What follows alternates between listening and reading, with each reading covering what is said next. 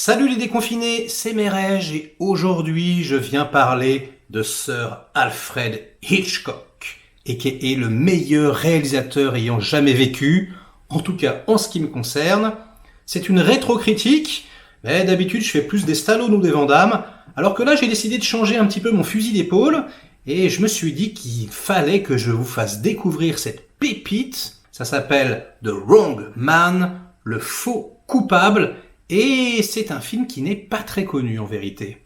Quand j'en parle autour de moi, les gens souvent ne l'ont pas vu, ou alors il y a très longtemps, ou alors ils ne s'en rappellent plus. Et donc je me suis dit que c'était un petit peu une rétrocritique d'utilité publique, parce qu'en ce qui me concerne, ce film est un chef-d'œuvre absolu. Je veux dire, il faut le ranger à côté de Vertigo, à côté de Psychose, à côté de Pas de printemps pour Marnie. On est vraiment là-dedans. Formellement, c'est sublime, c'est du noir et blanc, mais incandescent, j'ai envie de dire. Les acteurs, je vous en parle même pas, c'est fulgurant. On a Vera Miles, qui jouera plus tard dans Psychose, qui est formidable.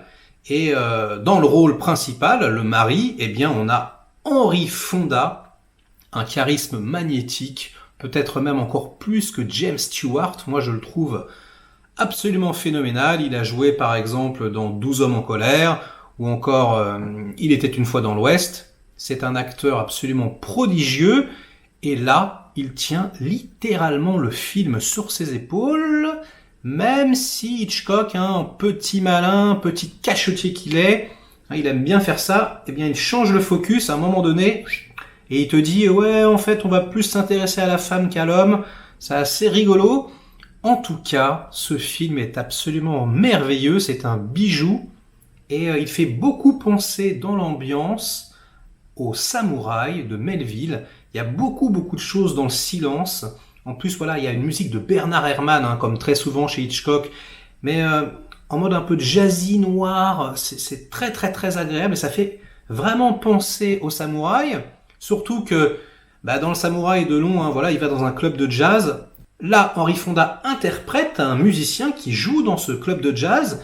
Et du coup, ça m'a sauté à la tronche. Là, pour la première fois, je me suis dit, tiens, est-ce que Melville se serait pas inspiré de ce film pour l'ambiance? Je n'en sais rien. En tout cas, j'ai trouvé qu'il y avait pas mal de points communs et surtout, l'utilisation du silence. Alors, qu'est-ce que ça raconte, le faux coupable? Déjà, c'est une particularité dans la carrière d'Hitchcock. C'est le seul film où il n'apparaît pas à l'intérieur. En fait, vous savez, il a toujours un petit rôle. Là, non. Là, en fait, il y a une sorte de petite scénette pré-générique où il apparaît en ombre chinoise. Et en gros, il dit « Je vais faire un film différent d'habitude. Voilà, jusqu'à présent, je me suis inspiré de bouquins ou alors j'ai cherché dans mon imaginaire. Alors que là, je vais vous raconter une histoire vraie. Voilà, c'est une histoire vraie. Et bien que cette histoire soit vraie, elle comporte des éléments encore plus étranges parfois que ce que j'ai pu imaginer. Voilà. Et donc, en gros, on suit ce musicien, Henry Fonda. On va vraiment le développer tout au début du film. On va le présenter comme un homme excellent, un bon père de famille, en tout cas il essaye, un bon mari, quelqu'un qui n'a pas forcément une situation incroyable. C'est pas que c'est un prolo, mais en tout cas on voit qu'ils ont quand même des difficultés à joindre les deux bouts. Et il y a plein de petits détails comme ça, on va se dire, tiens, à quoi ça sert dans le scénario? On le voit par exemple parier aux courses, ce genre de choses. Et ne vous inquiétez pas avec Hitchcock, chaque chose est à sa place. Et donc, on le pose comme un homme juste, un homme honnête, un homme, avec peut-être quelques défauts, en tout cas quelques problèmes financiers, mais un homme bon. Et alors ensuite, une fois que ça s'est bien intégré dans la tête du spectateur, Hitchcock va s'amuser à le dégommer.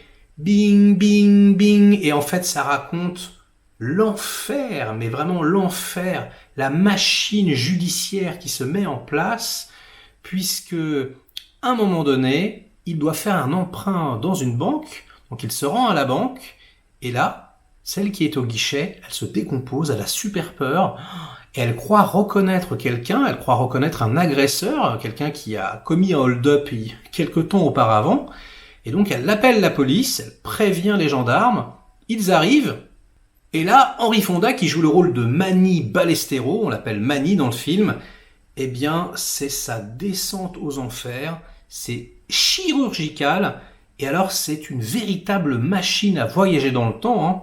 C'est vrai que ça existe en fait, les machines à voyager dans le temps. C'est le cinéma, hein. Et on voit un petit peu comment était représenté l'enfer carcéral dans les années 50. Et ça fait froid dans le dos parce qu'on sait, voilà, on est en empathie totale avec le personnage, on sait qu'il est innocent. Et il se passe des choses, je vais pas vous dire ce que c'est, hein, parce que j'ai pas envie de vous gâcher le plaisir, mais effectivement, Hitchcock a raison. Des choses complètement absurdes. Voilà, il devrait avoir des alibis qui se transforment pas du tout en alibis, enfin voilà. Et je vais pas vous dire ce que c'est, hein, mais c'est vraiment, vraiment phénoménal. On a l'impression un petit peu que le destin, à force comme ça, on a un peu l'impression, voilà, que c'est, je sais pas, le mauvais œil sur la famille, quoi. Et à partir de ce moment-là, voilà, on va visiter en détail chaque élément, chaque engrenage de la machine judiciaire qui se met en place, scène après scène, dans une lenteur assez hypnotique, j'ai envie de dire. En plus, au niveau de la réalisation, comme très souvent avec Hitchcock, et j'adore ça moi, hein, c'est très fixe quand il faut, hein, quand voilà, les acteurs parlent par exemple, mais dès qu'il y a quelque chose à souligner, quelque chose à montrer, on est en plein dans la narration visuelle. Donc on a des plans comme ça extrêmement intéressants. Par exemple, le premier plan, quand il sort du jazz club, on le voit entre deux policiers, etc. Donc ça résume un petit peu tout le film. On voit voilà, une caméra qui va par exemple se déplacer de gauche à droite juste pour montrer à la fin le téléphone, parce que le téléphone va sonner, donc on anticipe ce qui va se passer plutôt que voilà de faire 4 plans. Juste hop, un petit mouvement comme ça. C'est truffé de petites choses comme ça. Il y a des caméras subjectives absolument magnifiques qui font mal au cœur quand il est au procès par exemple. Et puis voilà, on le voit regarder sa femme. Et puis ensuite, on voit comme ça, voilà, un travelling de côté qui va d'abord filmer le visage de Vera Miles et puis ensuite le mur. Enfin voilà, c'est de toute beauté. À chaque fois, on va dire qu'il y a du mouvement, que la caméra bouge, c'est pour quelque chose. Il y a un plan aussi complètement génial, je trouve, hein, où ça filme Henry Fonda comme ça devant un mur. Et puis hop, là, ça va commencer à tournoyer, à tournoyer, à tournoyer, à tournoyer. Comme voilà, lui, ce qu'il peut ressentir à l'intérieur, enfin, c'est des idées hein, qui n'ont pas l'air comme ça absolument exceptionnelles, mais là, elles sont tellement justes, elles sont tellement mises au bon endroit. Oh là là, mais c'est fabuleux. La musique de Herman, les petits cocos, mais c'est un bijou, vraiment. Oh là là, c'est magnifique. Elle est pas comme d'habitude, hein, elle est un petit peu plus lancinante, un petit peu plus noire. Il y a quelque chose de moins ostentatoire et de peut-être, je sais pas comment dire quoi, mais peut-être un petit peu plus rythmé, un petit peu plus sombre. Bref, c'est canon. Et puis alors, comme d'habitude, hein, je vous le disais au début, à un moment donné, Papy Hitchcock, là, il fait hop, attention, brash, et le film se scinde en deux. Et à partir du moment où tout lui arrive dans la tronche, eh bien, on se rend compte finalement que ça arrive pas que dans la tronche de Henry Fonda, hein, et ça arrive dans la tronche de sa femme, voilà, Vera Miles, en fait, qui basiquement, voilà, va devenir un peu folle, quoi. Il y a une scène absolument magnifique comme ça où elle va rire aux éclats de la situation qui est extrêmement dramatique. Et puis voilà, on va voir petit à petit également sa descente aux enfers à elle.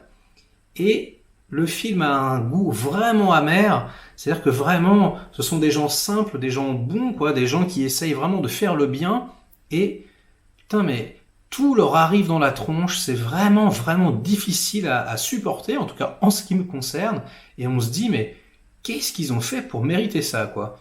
Et le film, voilà, est vraiment, vraiment doux, amer, comme ça, il y a vraiment quelque chose qui peut faire penser un petit peu à Pas de printemps pour Marnie aussi. Il aime bien ça, Hitchcock. Il aime bien les femmes un petit peu timbrées, hein, apparemment, les hommes aussi d'ailleurs. Hein. Et voilà, c'est une enquête après, hein, en gros, hein, pour Henry Fonda. Hein, il va essayer de prouver son innocence. Alors ça aussi, hein, le système judiciaire fait froid dans le dos. Hein, tu peux être parfait, hop, si on te prend pour quelqu'un d'autre, ding, eh ben non, là le système te tombe sur la gueule et on n'a pas à prouver ta culpabilité d'une certaine façon. Il suffit d'un témoignage ou deux, mais toi en revanche tu as à prouver le fait que tu n'as rien fait, tu dois prouver ton innocence. C'est un chemin de croix, un véritable chemin de croix d'ailleurs. Il y a des croix dans le film, vous verrez, je vous en dis pas plus. Et il y a un plan sublime, voilà un plan en surimpression, un fondu, où il y a le visage de Henry Fonda et de son sosie, voilà, qui se surimprime comme ça. Enfin voilà, ça me touche au plus profond, je ne sais pas comment vous le dire. C'est la classe internationale, c'est sublimement bien fait, bien raconté. Bref, si vous n'avez pas vu cette pépite, les petits enfants, eh bien jetez-vous dessus là tout de suite maintenant. N'attendez pas que j'ai fini ma critique. Et revenez dans les commentaires m'en parler. Moi, je trouve que c'est un de ses meilleurs films. En plus, le noir et blanc, j'adore ça. Donc jetez-vous sur ce bijou. Voilà les petits cocos. Ce sera tout pour cette critique rétro. J'espère qu'elle vous a plu. Likez, délikez, inondez-moi de commentaires évidemment comme d'habitude. Et moi je vous dis à très vite, mais pas tout de suite, puisque je suis en vacances évidemment. Là c'est voilà une petite critique que j'ai enregistrée avant, mais je suis probablement avec mon fils dans la piscine. Ciao les déconfinés.